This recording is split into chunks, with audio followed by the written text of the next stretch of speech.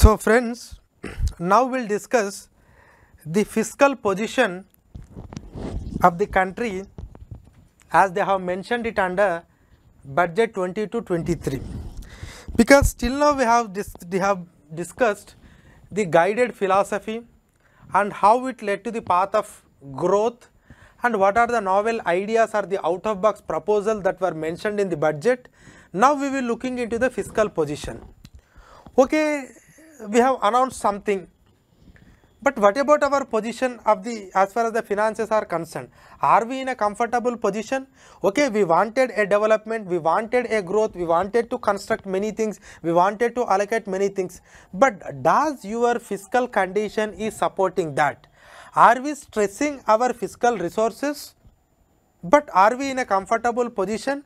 And where we are spending more and where we could have been brought some changes? What about our loans? What about our interest? Those things we'll discuss in this fiscal position. So fiscal position is nothing but it is about our resources, how much amount of resources we have, how much resources we are spending, but where the balance is missing, where we are spending more, where we should have been spend less, and where we could have collect more taxes, where we could have reduce the taxes, what are the other ways through which we can collect more resources. These are all comes under the fiscal position. And in order to understand the fiscal position of the country, first of all, just try to looking into this box will try to give you the information about what are all the total revenues and the total expenditure that the country is going to make. See, normally we say this year budget. So what is the level of budget of this year? This number is the budget. 39,44,909 crore. This is the total budget of this year. That means this is the total amount of money that we are going to collect both as a revenue and non-revenue, and we are going to spend the same amount of money on various expenditural aspects of the country. So this year government is going to collect 39,44,909 crore rupees and they are going to spend the same amount of money. If you looking into the 39,44,900 crore, in this through the revenue receipts we are going to get 22 lakh and through the capital receipts we are going to get the 17 lakh. You know what is revenue receipt and capital receipt. Again in the revenue, through the taxable revenue we are going to collect 19,34,771 crore, which includes both direct and indirect taxes. I will come to that later. And there are some non-taxes revenues like fees or any interest or any charges or any of the dividend type of all these things you will get from the non-tax revenue. Whereas when it comes to the capital receipts, okay, recovery of loans, other receipts, borrowing and other liabilities that we are going to get. See, when you looking into the borrowing other liabilities, it is 16,61,196. 16,61,196. I will come to that later, but total it has become 39 lakh. Now when it comes to the expenditure on the revenue account, we are going to spend 31,94,663 lakh crore. On interest payment, that means whatever the loans that we are taken earlier, for that interest only we are paying 9,40,651. This is the level of interest that the country is paying per annum. Next, grants in aid for the creation of capital assets, and this is 33,17,643. These are the grants given to the state government by the center, and capital account we are spending 7,50,246. Generally these grants they don't consider under the capital account. Normally grants are comes under the revenue account, but anyhow the capital account is 7,50,246. We call this as CAPEX, capital expenditure. If you see the capital expenditure from 2021 to 2023, it is 5,54,000 to 7,50,000. That means a quantum jump of 35%. That is very, very important, that I have been discussed in the earlier video, like there was a quantum jump in the capital expenditure. Very good move, very good move. Okay, this is what we need to understand first on capital account from this. Second one is I will discuss revenue deficit. So, you are all aware what is a revenue deficit. A revenue deficit means the revenue receipts minus revenue expenditure.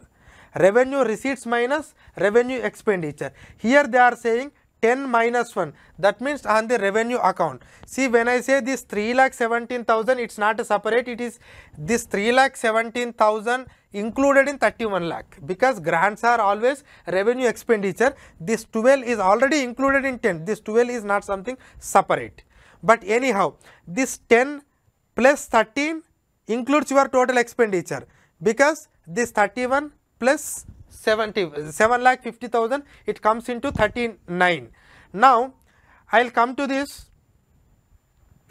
Okay, interest payments and grants in aid both are comes under the revenue account only. Interest payments and grants in aid are part of revenue.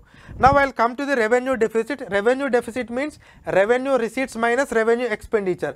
That means revenue receipts are 22 lakh 4,422. On the other hand, your revenue expenditure is 31 lakh. So, if you looking into that, that comes into 9,90,241. This will be calculated as a percentage of GDP. So, your revenue deficit is 3.8% of GDP. And if you looking into the earlier it, comparatively it is better, because we always wanted a revenue deficit must be low, because we should not use the entire revenues for the simply regular day-to-day expenditure. Anyway, you are aware. Next one is fiscal deficit. So, fiscal deficit means what? See, fiscal deficit means what are your total resource, what are your total expenditure? Total expenditure is 39,44,904. But what are your resources through the taxation and the recovery of loans and others is something like 22 lakh plus this 14,000 plus 6,500. These are the only your resources. When it comes to the borrowing and other liabilities, you need to borrow it from the market. So, this is not your revenue, this is borrowing. That means how much extra that you need to borrow it from the market in order to meet your expenditure, we call it as fiscal deficit. And here fiscal deficit is 60,61,196. It is always be calculated as a percentage of GDP. So, it is 6.4% of GDP. We always wanted to reduce that fiscal deficit, because we do not want to take more and more amount of loans, because it will have a bad sentiment on the investment, and as well as your interest payment burden will increase every year. Just you see, you can understand.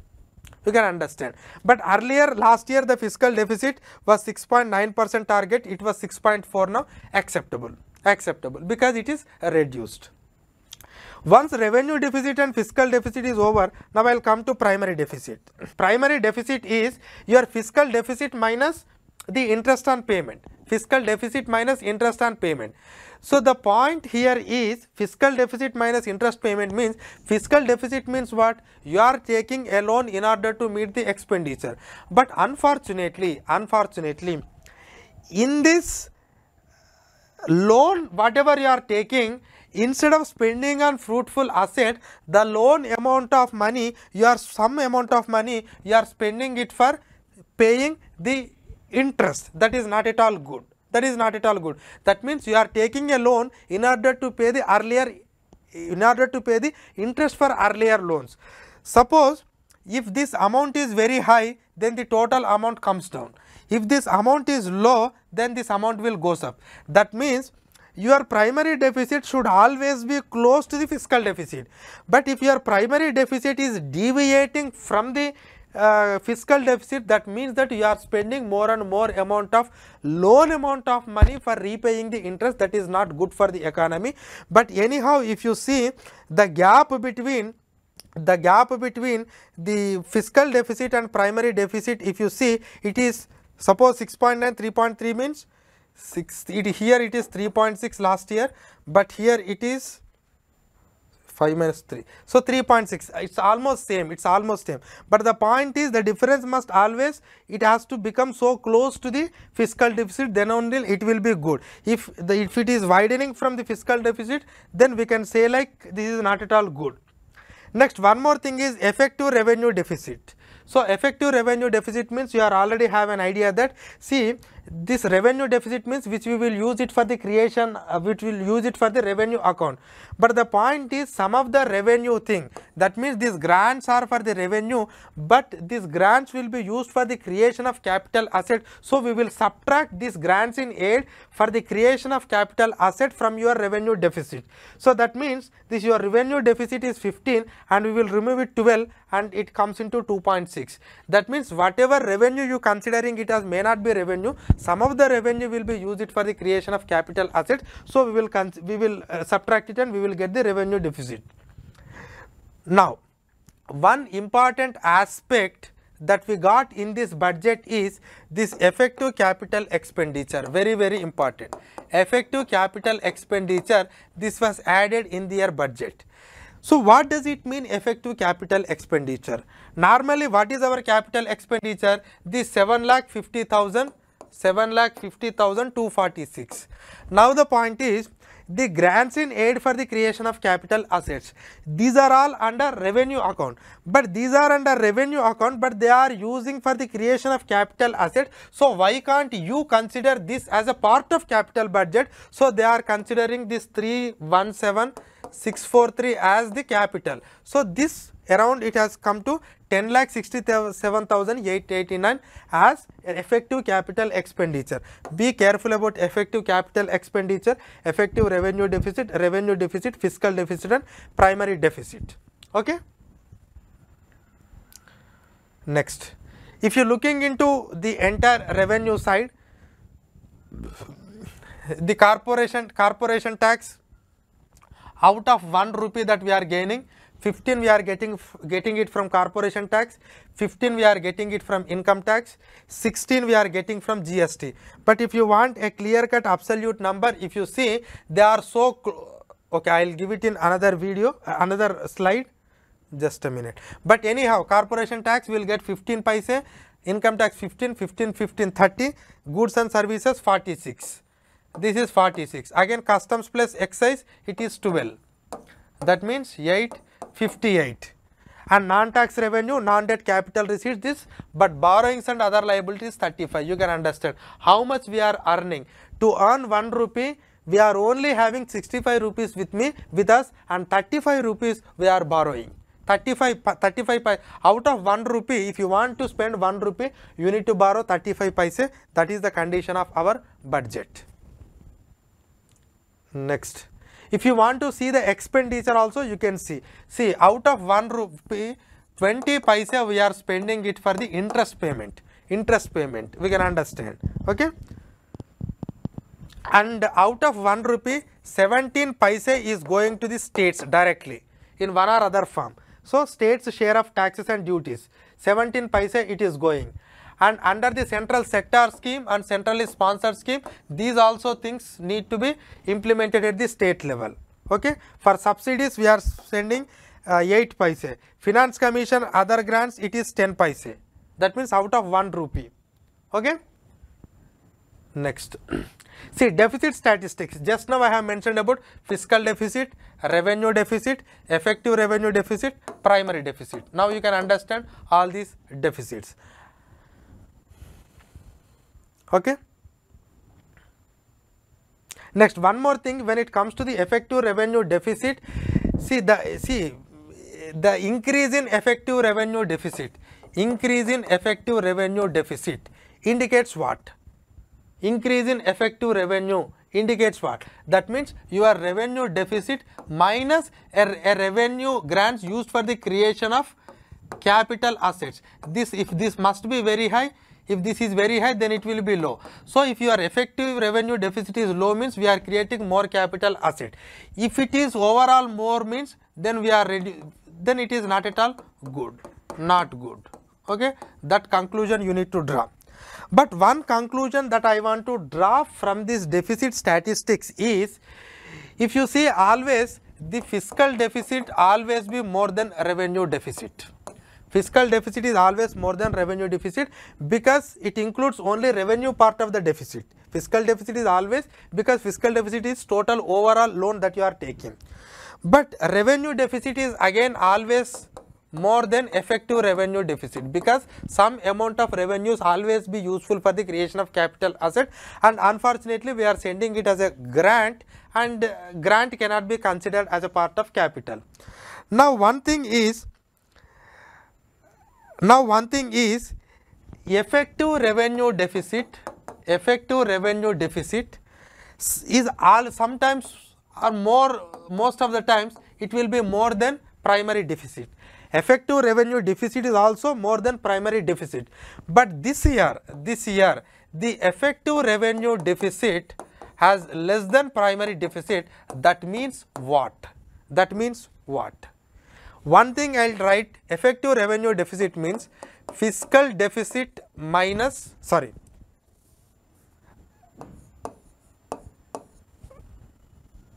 effective revenue deficit means revenue deficit minus the money created for creation of capital assets. Primary deficit means fiscal deficit minus interest payment. Now if at all this has to be more, the interest payment has to be reduced. Does really the interest payment reduced in this country? No. Then what happened? Why? Because it has become less, because the capital asset creation has increased. So that is what we need to understand.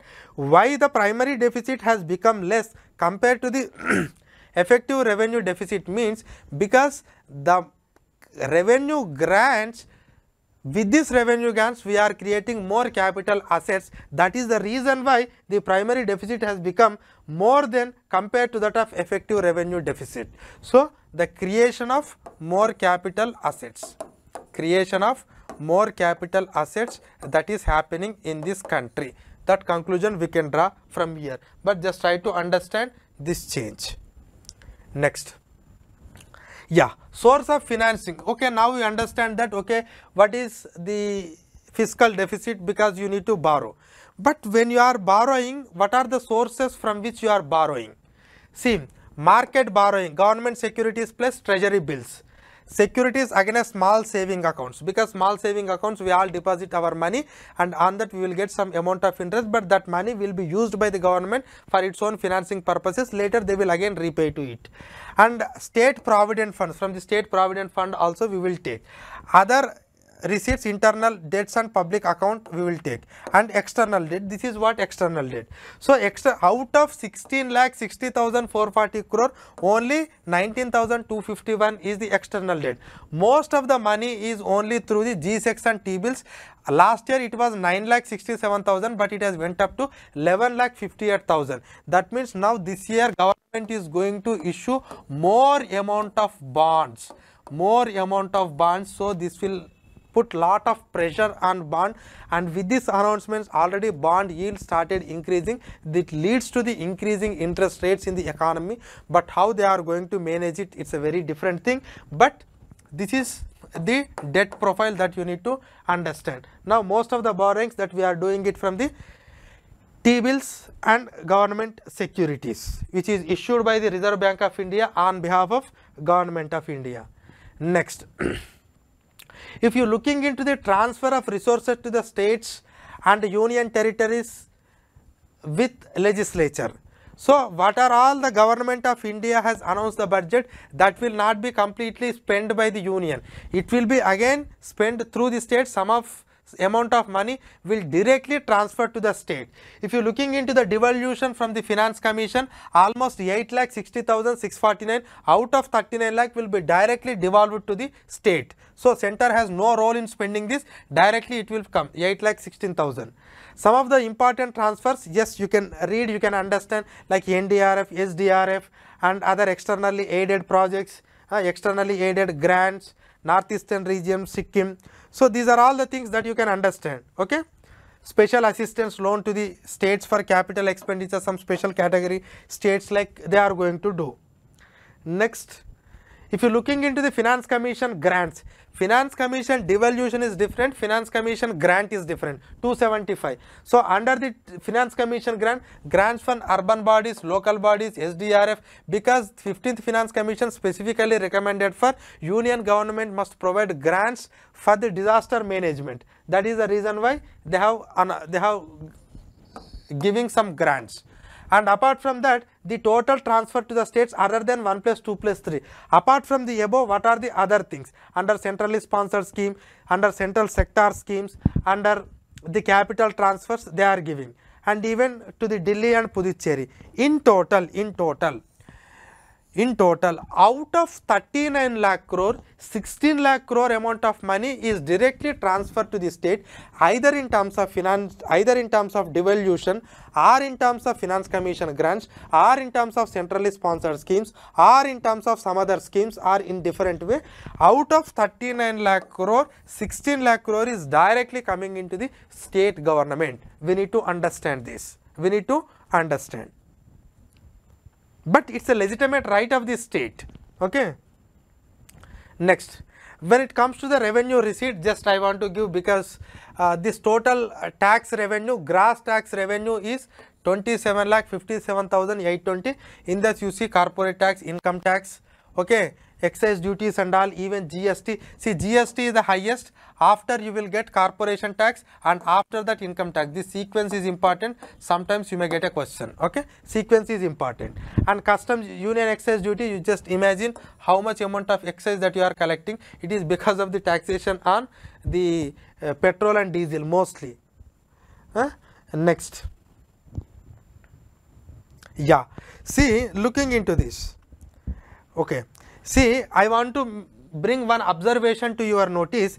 Dividends and profits, just take dividend and profit 1,13,948. So what does it meaning of dividend and profit? Dividend and profit means the public sector undertakings running in this country, how much profit they are making and how much they are handing it over to the government. So that is important. So out of 1,13,948 crore, that is the dividend and profit from all the public sector undertaking, 73,948 crore is just coming from the RBI and public sector banks. Just you can imagine, it is 74, almost 74. 74 means 26 plus 13. That means remaining 39,000 crore. That means in this country, lot of public sector undertakings, they are sitting on lakhs and lakhs of worth of assets, but unfortunately they are contributing only 39,000 crores of amount of money in terms of profits, that you can understand. But whereas if you looking into the corporate tax, these people are not government, but these people are private people.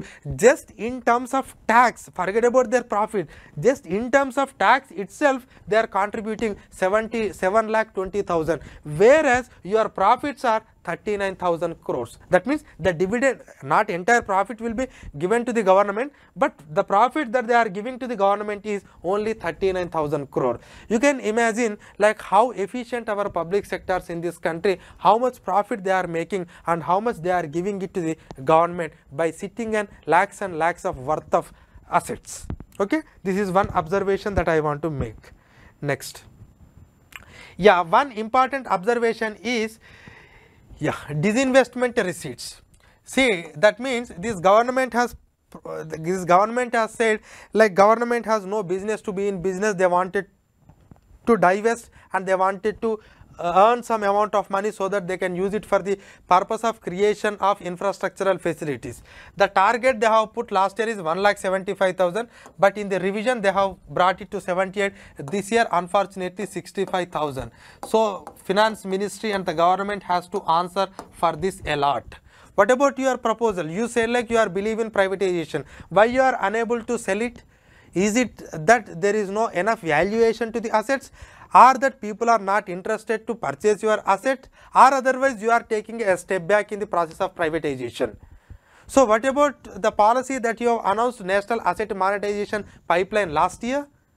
What is the progress on that? What are the new assets that you want to add it to that? What about your disinvestment this year? You have announced a grand policy last year. What about the implementation? How you are going to realize it? and if you have failed last year, how you are going to, and what are the modifications that you want to add to the next year. Unfortunately, government has silent on this, but there could have been more emphasis on this disinvestment receipts, because as the disinvestment targets has reduced, that is the reason why now the government is more focusing on this market borrowings. Had the disinvestment targets increased, the government could not have been gone to this market borrowings, because this will add some sort of inflationary pressure, it will affect on bond market, moreover it will affect your future interest rates, future interest payment amount also. So that is one aspect you need to understand. Next, if you are looking into the tax receipts, again I need to add one important aspect here. See, when it comes to the tax buoyancy is very, very important. Tax buoyancy means if your GDP is increasing, along with that GDP, your taxes must also increase. But unfortunately, that is not happening. See, if I want to say the tax buoyancy is something like 0.864. This is actually an unfortunate thing, because I want to tell you, the growth of revenues, if you are looking into the revenue compared to the budget estimates, that means budget estimate of 2021-22, this year revenue projections, I will show you.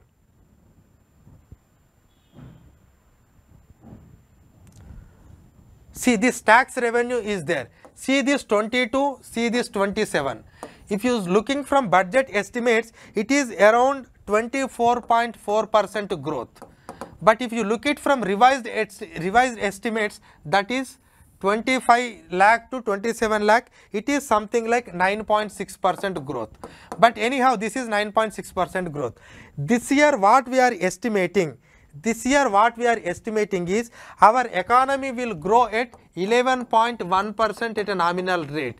And if my economy is growing at an 11% rate, if my taxes are growing only at 9.6% rate, then my buoyancy is 9.6 by 11.1, it is less than 1. That means your tax collection is not on par with the revenue, on par with the GDP that is growing. This is concerning. Somewhere we need to be very clear, we need to tax more. Either will you tax rich people or ultra rich people, what you will do, either we change the GST structure or not, it is up to you. But tax buoyancy must be there, because at what rate GDP is increasing, that rate there must be a revenue increase. Unfortunately, buoyancy is less. We must be very careful that buoyancy is at least equal to 1. So that is one another aspect. Next. Yeah, when it comes to the center's expenditure, just you can see how the center is going to spend on different items. Yeah, this is again a different aspects like fertilizer subsidy, food subsidy, petroleum, transport and other important ministries, how they are announcing, that you will get it from the internet, you can download it, you can see. So which sector got more and which sector got less, that you can understand from here. If you see, for your understanding I want to give, if you take the transport sector, see 23,3083 here, it has become 3,51,851, quantum jump in transport, that one I can give. And even fertilizer, food, petroleum subsidy, compared to the revised estimates, everything come down, but compared to the budget estimate, the food subsidy has come down. That means they don't, because anyway they are going to withdraw this Pradhan Mantri Garib Kalyan Anna Yojana program, maybe, because now we reach to the normalcy. Okay. And one thing that I want to show you, yeah, just this point I want to show you, the GDP for the 2020-23, that means in this year we are estimating 11.1% growth. It is a nominal growth, that means it includes the inflation, that this year we may achieve 258 lakh crores of GDP that we are going to. Normally I used to give a 200 lakh crore, but this year it will come to 258 lakh crore at the nominal rate, 11.1. The economic survey has projected 8 to 8.5% of GDP growth on real terms. But some people are saying like this growth estimation what we have made is something low, because if the real is 8 to 8.5, even if we have an average inflation of 4%, it will lead to 12%, but we will see. Okay, but anyhow, the important observations that I have made from this budget is fiscal deficit is reduced to some extent, warranted, very good, 6.9 to 6.4, and capital expenditure is increased. The taxation rate is again increased. If you observe carefully, taxation is increased. That means it says that we are bounced back to the normal economy. See, the actual 16 lakh, estimated 17, got 20, expected 24. That means we reached to the normal level. But interest payments are increasing, and more market borrowings that we are going to do, tax buoyancy has less than 1. One important aspect is, see, actually the debt, actually our target is the union government debt must be, our target is it must be 40% of GDP, but now it has become 60% of GDP. We need to reduce it to the 40%, union government. The overall public debt in the sense debt of both union government and state government, everything, it should be 60% of GDP, but now it has 90% of GDP. 90% of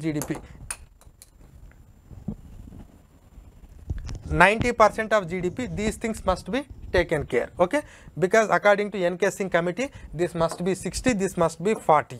Okay, but one more thing on in terms of taxation aspect, we haven't brought much changes to the taxation. Tax slabs are almost same, but only we are improving the taxation collection method. We wanted to simplify the process. In terms of customs, for some items we have increased, for some items we have reduced, but you must always keep it in mind that it should not affect the sentiments of India at the foreign level, that one to be taken care.